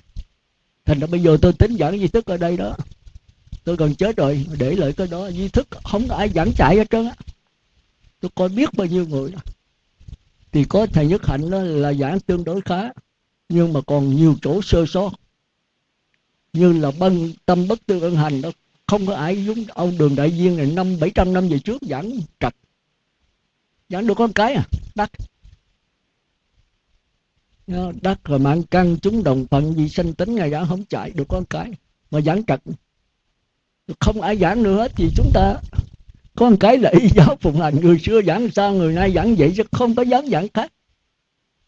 Cái tôi cũng cách mạng à, tôi không bao giờ mà lệ thuộc người xưa. Dẫu Đức Phật bây giờ tôi cũng giảng khác. Người xưa ghét tôi chỗ đó, nhưng mà ghét là ghét, tôi làm cái gì nó sáng tỏ thôi. Thì tôi coi cái Lăng Nghiêm Ảnh Hiện, tôi thấy ông Nghiêm Xuân Hồng độc đáo. Ông giảng bất tương hành pháp khác với người ta hết. Ông giảng luôn được 24 pháp. Tôi nói trời ơi, cha nội này. Như vậy rồi tôi suy nghĩ ra, ôi cái này thì nó có rồi. Tại mà không suy nghĩ ra. Bất tương hành pháp 24, đắc mạng căn chúng đồng phận vì sanh tánh, đó là cái nghiệp nghịch diệu. Đó là bất định nghiệp chứ có gì đâu. Ông phân ra được là cái hay của ông đó. Ông nói trong di thức cái tâm dương mới là duyên khởi ra tâm sở. Tâm dương là có 8 tâm, mà duyên khởi ra 51 tâm sở. 51 tâm sở này phải lệ thuộc tâm dương. Sở là lệ thuộc. Do tâm dương nó phát hiện ra, sanh ra. Rồi tâm dương hợp tác với tâm sở, sanh ra cái sắc thân này. Tức là mắt, tai, mũi, lưỡi, 12 căn, 6 sinh lý và 6 vật lý. Nhưng mà duy thức thì không chấp nhận là cái ốc, mà nó kêu là mặt na, thành ra có 11 thôi. Thì cái đó mình thấy dễ hiểu. Trong duy thức có, nhưng mà tiếng Hán. Rồi cái thứ tư, do tâm dương, tâm sở hợp tác nhau tạo ra cái sắc thân này. Thì tâm dương thân sở là danh, cái sắc thân này là sắc. Rồi cái thứ tư là bất tương ưng hành. Không ai biết giảng sao. Bất tương ưng hành là nó không nghe lời theo của tâm dương, tâm sở không nghe lời sắc nữa. Tâm dương thì tạo tâm sở phải lệ thuộc về tâm dương. Rồi tâm sở hợp tác với tâm lương tạo ra cái sắc thân này. Tức là thân tốt lành, thân xấu xa đều do tâm dương sở tạo ra trong cái kiếp sống hiện tại này. Nhưng cái thứ tư là bất tương ưng hành, không nghe lời của tâm dương, tâm sở và sắc thân, nó đi có chiều khác của nó, thì mới có 24 cái. Thì tôi nói vậy là trong cái nghiệp có rồi. Thì cái vấn đề chết sống của mình thì cũng do 4 điều. Trọng nghiệp, thường nghiệp. Thì quyết định ở ngay là cần tử nghiệp. Thì nếu trọng nghiệp, thường nghiệp, trọng nghiệp là nghiệp nặng, chết thì luân hồi liền, không có thân trung ấm. Thường nghiệp là cái nghiệp mà làm hàng ngày thì nó hiện ra, nó kéo mình đi vào cõi sinh tử theo ý muốn mình. Nhưng mà còn hai cái nghiệp là cái nghiệp nghịch chiều, là nghiệp lẻ tẻ. Tôi có giảng là nghiệp lẻ tẻ, thí dụ trong 24 tiếng mình vô mình niệm Phật 20 tiếng, còn 4 tiếng mình suy nghĩ bậy. hay là 1 tiếng suy nghĩ bậy, còn 23 tiếng là nghĩ tốt. Nhưng mà khi chết là cái 1 tiếng suy nghĩ bậy này nó hiện ra thì mình theo cái đó, tức là nghịch chiều, cái nghiệp lẻ tẻ này. Còn cái thứ hai là mình có thù oán với người khác, thì thay vì là thuận chiều chiều gió rồi, nhưng bữa giờ tôi kể cái chuyện gì, cái bà gì mà về quê đó, thì bà niệm Phật, bà biết trước ngày chết, rồi mấy đứa con mới là chở bà về quê, thì có một bà đó lối xóm thù bán bà, vì đó hai người có hiểu lầm nhau, thì thấy là mấy đứa con nó ban đêm nó mới về nó ở nghỉ, ban ngày nó đi ra chợ buôn bán, về ban đêm sợ bà có bệnh này kia, rồi ban ngày có mấy đứa nhỏ có gì nó điện cho hay, thì bà thấy con nít không, bà mới qua bà chửi bà này, bà làm khó bà này. Thì bà này có tu mà biết trước ngày chết thì tất nhiên là cái định lực rất là mạnh, nhưng mà mạnh thì phải có giới hạn thôi. Chúng ta nên nhớ cái khổ của cái tư tưởng là chỗ nó mạnh có giới hạn thôi. Tôi chửi bà một lần bà nín thinh, tôi chửi 2 lần bà cũng nín thinh cười cười thôi, tôi chửi lần thứ 3 bà cũng cười thôi, tôi cho bà cười, vố vài bợp tay. Mà đánh nhẹ thì bà không đúng đích, tôi đánh mạnh quá tải rồi, tôi nhịn tới đây là hết, mình là phong phú mà. Thì nổi sân lên học máu chết liền. Giảng sanh không, cái nghiệp này kia là nghiệp nghịch chiều, thì đó là trong 24 bất tương hình pháp. Thôi tôi nói tới đây thôi, để bữa khác là tôi kể nữa. Tôi nhiều chuyện lắm, để nó quá giờ rồi. Quý vị bữa nay cần về ăn Tết, còn đi dài dài nữa. Mùng 1 là Tết cha, mùng 2 Tết bạn, mùng 3 phải Tết thầy, rồi mùng 4 mình mới đi ra biển chơi. Thì thôi, thì, bây giờ tóm lại ha, tóm lại là tôi cũng cầu chúc quý vị năm mới ha, thì quý vị làm sao gắng 5 điều ác không làm, 5 điều lành phải làm. Và cái tiến trình của 5 quẩn thì tôi đã nói rồi, tiến trình 5 quẩn thì đơn sơ tôi đã giảng rồi. Sắc quẩn là chưa có biết, thọ quẩn là cái biết chưa tư tưởng phân biệt, tưởng quẩn là có phân biệt, hành quẩn là có phân biệt, lại có sự đắn đo lựa chọn quyết định hành động, thức quẩn là nơi kho chứa hết. Cái đó là tôi mới đi mẫu giáo thôi. Còn đi sâu thì nó nằm ở trong bài kinh 66. Chắc phải giảng làm việc với quý vị ít nhất có 2-3 năm. Rồi cái kinh 66 tôi đưa ra 10 câu hỏi, mà tôi giảng hồi trước giờ là 30 năm rồi. Lần đầu tiên tôi giảng tư tưởng không, tôi đưa Bát Nhã vô mà tôi không biết Bát Nhã tư tưởng đó làm sao. Thì hầu hết là hết 80% tư tưởng, 20% Bát Nhã thôi. Rồi tôi thấy không êm. 2 năm sau tôi giảng lần thứ nhì nữa thì gần như phân nửa tư tưởng, phân nửa Bát Nhã. Vì tôi ngồi thiền tôi đi sâu hoài, tôi có thắc mắc hoài. Trước là cho mình đắc quả, sau giúp Phật tử. Mà Phật tử đây họ rất là tha thiết, họ rất là tinh tấn. Bị cái tinh tấn của quý vị mà giết tôi chết đó, tôi không nỡ bỏ. Tôi đi các nơi rồi, tôi đi Vĩnh Long rồi Tăng Ni rồi nghe Pháp. Không có nghe Pháp của tôi vô. Pháp của tôi là phải ngồi thiền, phải trả bài. Mà trên đó không ai chịu trả.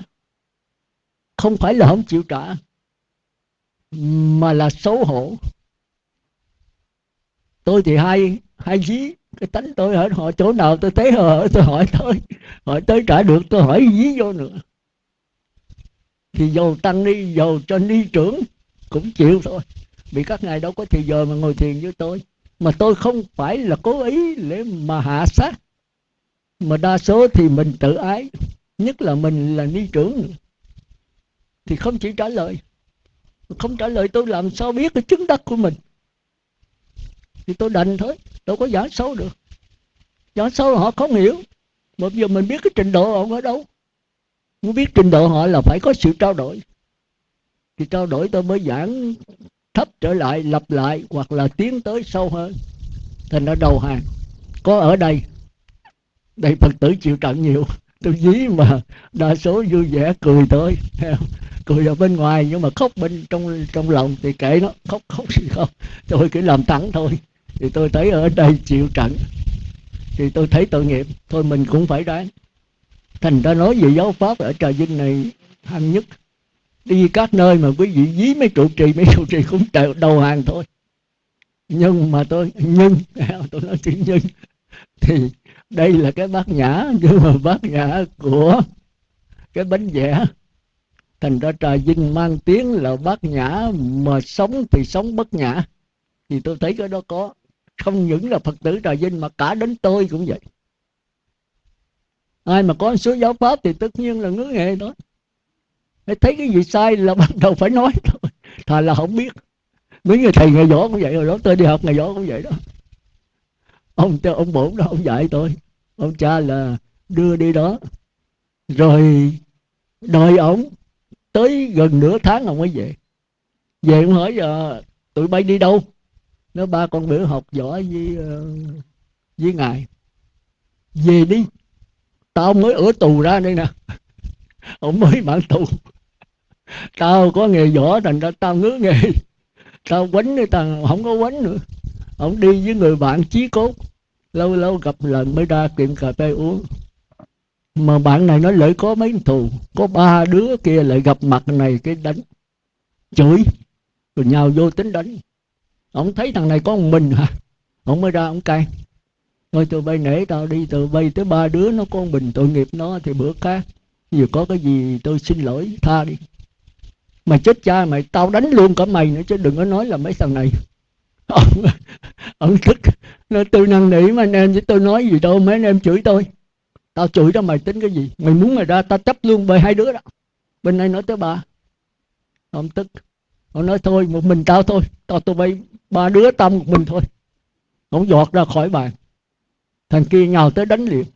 Ông xô một cái té xuống chết liền.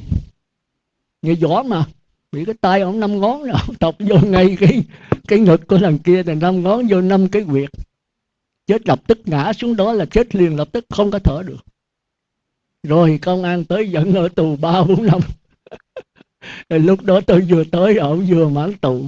Ông nói tụi bay về đi, tụi bay mà học ngày võ đó là tụi bay cũng như tao ở tù rồi hoài. Tụi bay về học chỉ nhẫn thôi. Cái gì nhịn là êm. Bởi bữa đó tao nhịn rồi đâu có đến ở tù. Tao nghĩ tao có võ tao không ngán. Tụi bay đừng có nói 3 đứa, tụi bay 10 đứa tao cũng chấp luôn. Ông là võ một cây mà, võ sư mà. Võ sư thì võ tù luôn. Thành ra từ đó tôi mới thấy là chỉ có nhịn là hơn hết. Thành ra tôi không bao giờ mà tụng chú. Tụng chú cứu người ta, tụng chú đánh ma tôi không bao giờ tụng. Mà tôi chỉ có xin năn nỉ xin thôi. Thành đâu sư hội đó xuống tôi, vậy tôi ở trụ ở Ngọc Viên rồi đó, mã không, mấy ngàn cái mã. Có một cái nhà bà Sáu với cái Tình Sáu với sư, ngủ mà đêm nó đè, tôi bị đè tới 3 lần. Nhưng mà tôi đi xuất gia rồi, tôi từng ở ngủ nghĩa địa rồi nên tôi cũng không có sợ. Tôi ngồi dậy là tôi năn nỉ tôi xin thôi. Thế mà xin mà nó đè tới 3 lần. Thấy có bóng lên nó đè mình, nếu mình kịp ngồi dậy không kịp, nó đè cứng ngắc. Rồi phải niệm A Di Đà, nó không xúc, niệm Quan Âm mới xúc. Tôi mới thấy là cái nguyện, bổn nguyện của mỗi vị, bổn nguyện A Di Đà yếu xìu à. Rồi là niệm A Di Đà cho nó xúc, nó vẫn đè. Tới mà niệm Quan Âm cái 2-3 cái nó xúc.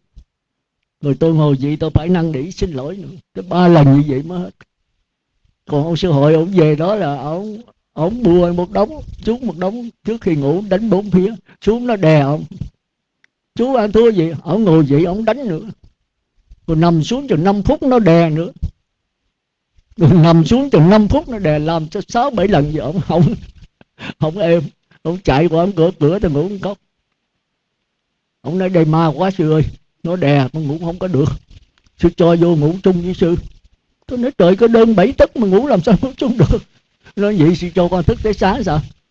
Thì tôi thấy cũng tội nghiệp, tôi nói thôi bây giờ nhà dài sư ngủ đó, sư qua bên đó đi, tôi qua ngủ chung với sư, tôi giữ cho.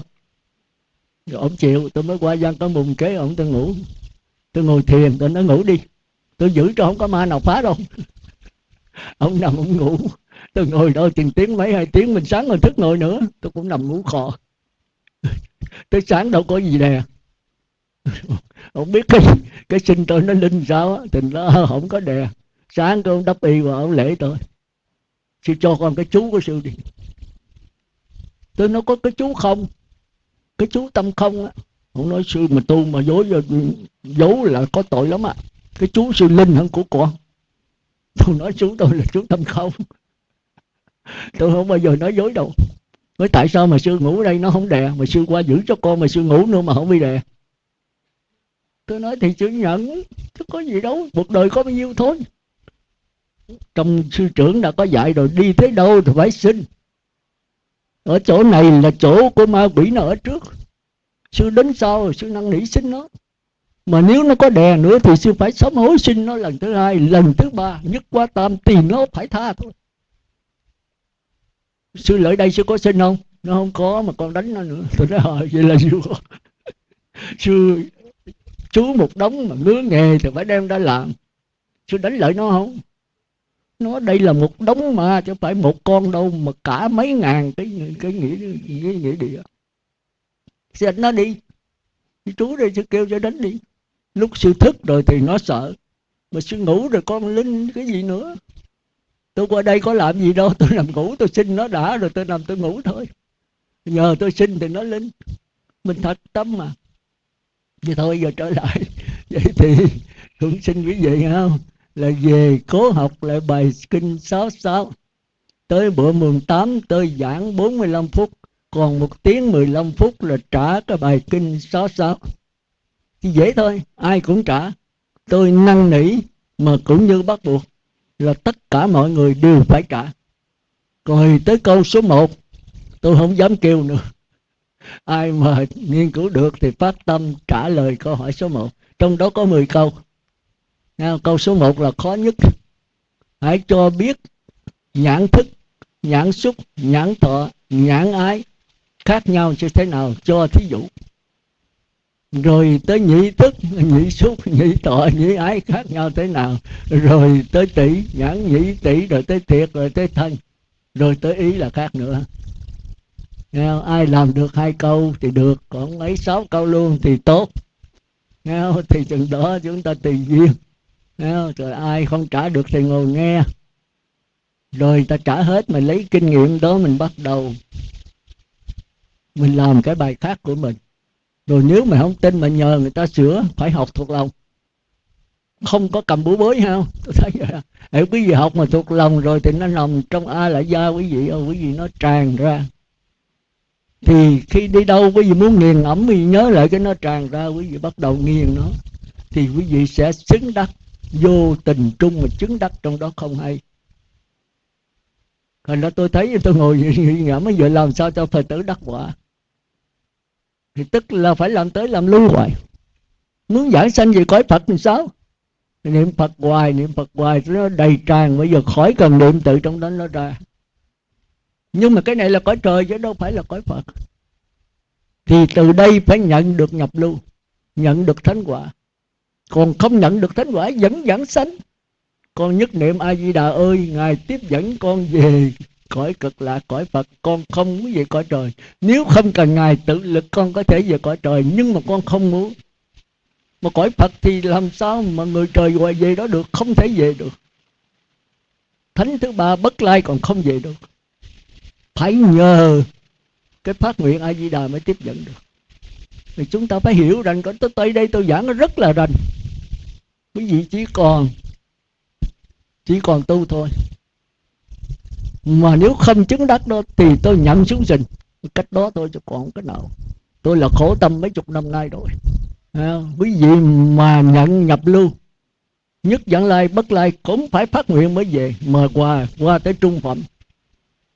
Rồi quý vị niệm Phật 1 đến 10, còn niệm Phật khỏi đếm thì có thể không giảng sanh, phải nhờ thêm ban hộ niệm. Còn nhị tiền cõi không niệm Phật nữa, tự lực có thể về ban hộ niệm. Mà nếu phát nguyện thì giảng sanh thôi. Còn bây giờ lỡ không phát nguyện, lỡ là không có ban hộ niệm, bây giờ lỡ mà cái nghiệp nghịch chiều thì vẫn giảng sanh thôi. Tôi giảng quá rành rồi. Thì hiện hồn về cho bạn xem mình biết. Bồ ơi bồ, cái nghiệp nghịch chiều nó phá tôi, cũng như cái cô gì mà tôi nói nãy đó.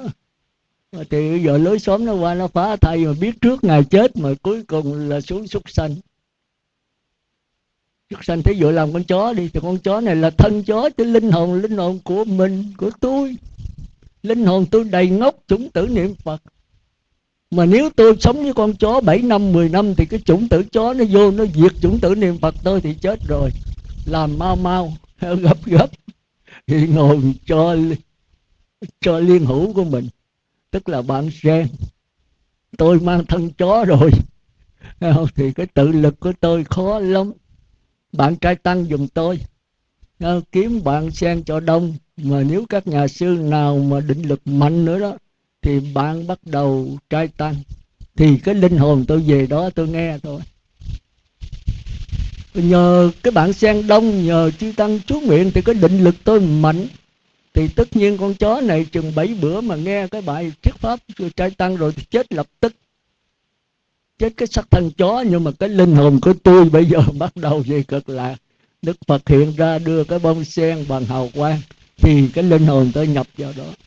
Thành ra cái pháp môn tịnh độ tôi thấy rất là hay. Quý vị chỉ cần hiểu pháp lý cho rành thì làm cái gì làm cũng giảng sanh. Nói vậy chứ không phải làm biếng nha, tôi nói vậy rồi. Làm biếng rồi đây cái nghiệp lẻ tẻ rồi cái duyên nó không đủ rồi quên hết thì chết. Cứ cố gắng tinh tấn đi. Nhưng mà có hoàn cảnh mình nó hơi kẹt thì cứ kẹt, nghe giáo pháp cho rõ. Hoàn cảnh kẹt mà nếu mình biết cái giáo pháp cho rành, mình có thể chuyển nghiệp. Thế có gì đâu. Đã là con người thì phải chuyển nghiệp thôi. Chuyển nghiệp là gì? Là do mình nghe giáo pháp. Thành ra tôi thường năn nỉ quý vị là cố gắng đến tịnh xá để nghe pháp. Một tháng có 4 ngày Chủ nhật với ngày rằm 30 thôi, có 2 tiếng đồng hồ. Nghe rồi trở về. Đừng có bị tại vì bởi nữa.